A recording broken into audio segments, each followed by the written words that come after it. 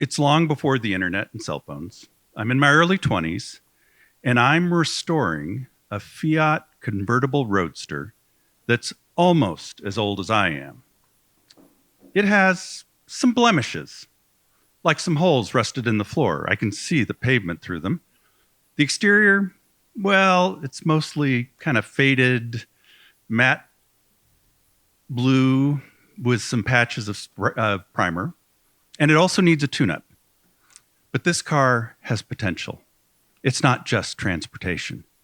When I'm done restoring this convertible, I'll be cruising down the road, sunny day, top down, living the carefree life, while others look on with envy as they plod along the hopeless gray ruts of their existences, piloting lumbering minivans full of whiny children and the finely crushed Fruit Loops of despair. I want to be the guy driving that convertible because that guy is interesting, cool, outgoing, and attractive. I want to be that guy because I'm not very interesting. I'm not even remotely cool. I'm not at all outgoing. And it's been a really long time since I've been on a date. I've been going through the motions of living my life with not much interest. I spend most of my free time by myself watching TV, drinking beer. I've been feeling gray and empty. But this car, this is my version of a Hollywood movie makeover. You know, the woman, plain-looking woman, her hair in a tight bun, ugly glasses, but then someone comes along, takes off her glasses, unpins her hair, lets it down, and suddenly she's beautiful. In my version of the makeover, my before is I'm sitting in a Toyota Corolla looking forgettable. My after is I'm sitting in my convertible roadster looking cool. I feel this almost euphoric buzz as I imagine how cool this car is going to be when it's done. It's Saturday, and this is the first time I've worked on this car, and I've just discovered that it does not need a tune-up. It needs a new engine. Where am I even going to start with that? I mean, I'm good with tools, generally speaking, but I barely know how to do a tune-up.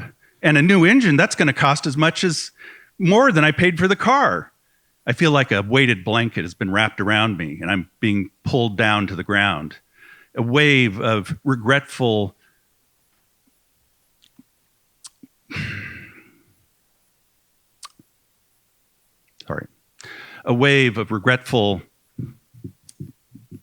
pain washes over me. I shouldn't have bought this car. It was a stupid idea. I should get rid of it as soon as possible. I need to be done with this. But even though I got the car for relatively cheap, I still paid real money for it, so I can't walk away from it yet. I'm working on the car at a DIY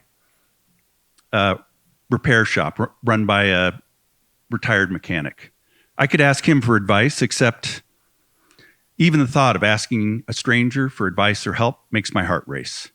But the amount of money I've spent on the car makes me feel I have to, so I do. He looks at the car. Well, you need to go around some junkyards, find a car that has the same engine, pull it out, and bring it back here. Most of these cars fall apart from rust before the engine wears out. So next Saturday, I found an engine. I am ready to swap the engines. I feel a little flutter in my stomach as I start. I follow the manual page step by step, doing all as much as I can on my own. But when I get stuck, I ask for help because it's either that or give up. So, but you know what? Everybody at the shop seems very willing to help, even the people that are working on their own cars, and that makes it easier and easier for me to ask. It's the end of the day, and I have, with some help, successfully swapped the engines. Some of that buzz I felt in the beginning is coming back. My self-confidence is soaring. I've owned the car for a couple of months, and overall, it's running much better.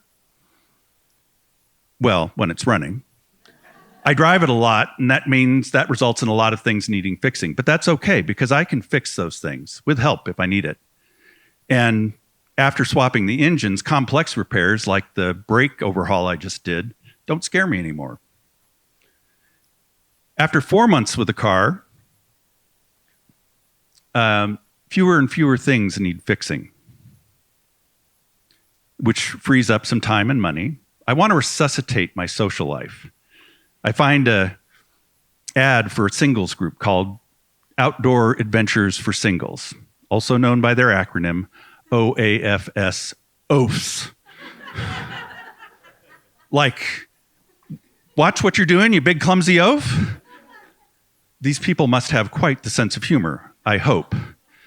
Well, why not? I'll give it a try. I'm outside my first meeting of oafs, trying to psych myself up to go in.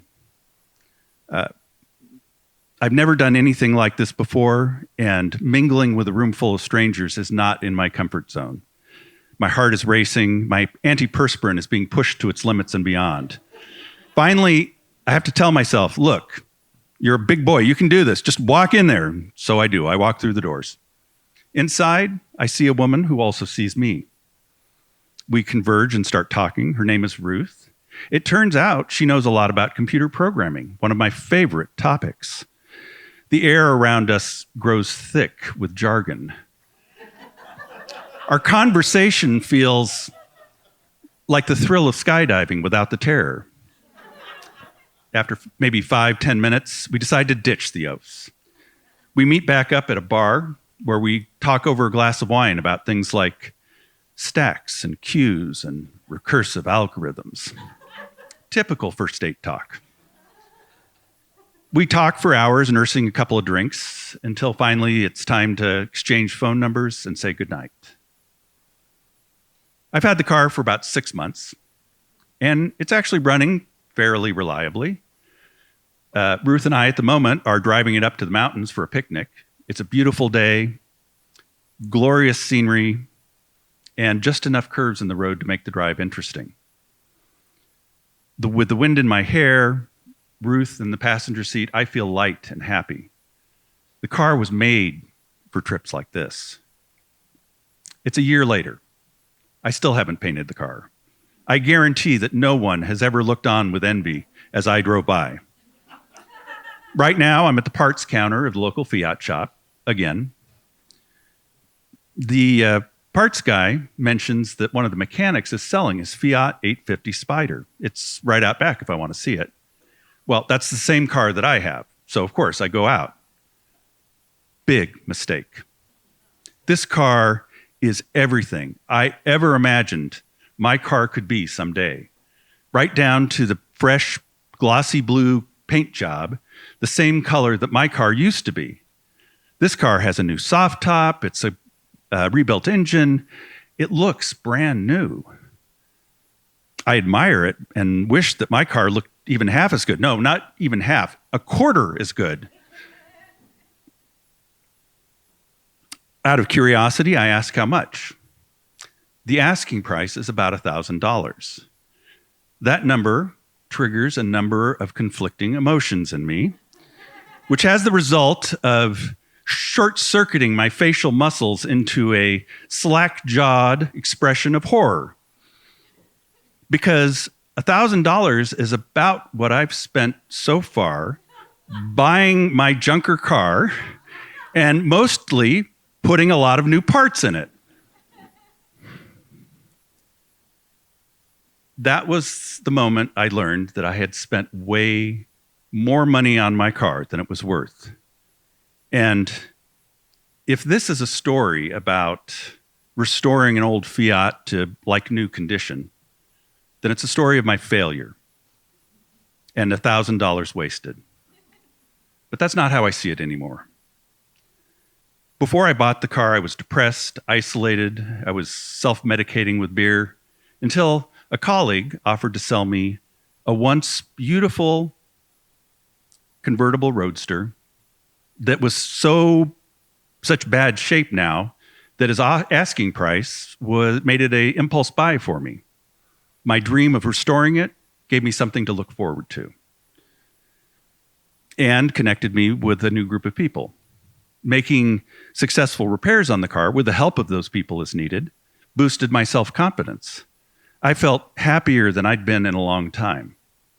The changes in me put me in a better place to start a relationship, which I did with the help of a bunch of oafs. The story isn't about restoring a car. It's about restoring hope. It's about my transformation and $1,000 well spent.